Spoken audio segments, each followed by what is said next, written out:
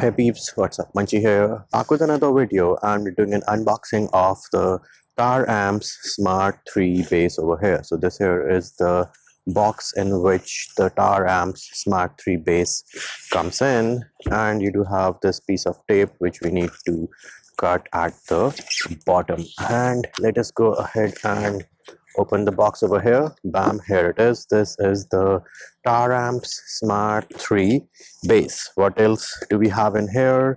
Okay, so here it is. This is your indicator with the clip, power and protect mode lights, and of course this is wrapped in some plastic, so we're going to take that off as well.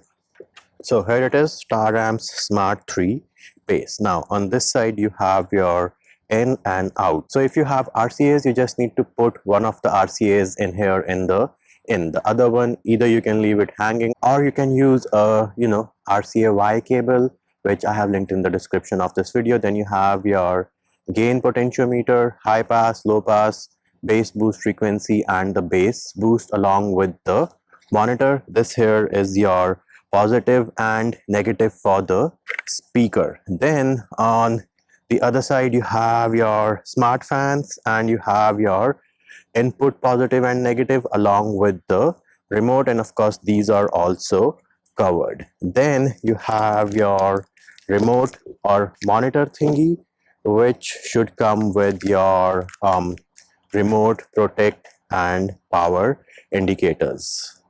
Yep, here it is. You have your on, clip and protect lights. This is not, and I repeat, this is not a bass knob, so you will have to use your RCA style bass knob with the Taramps Smart 3 base. Of course the other phone jack style end goes in over here.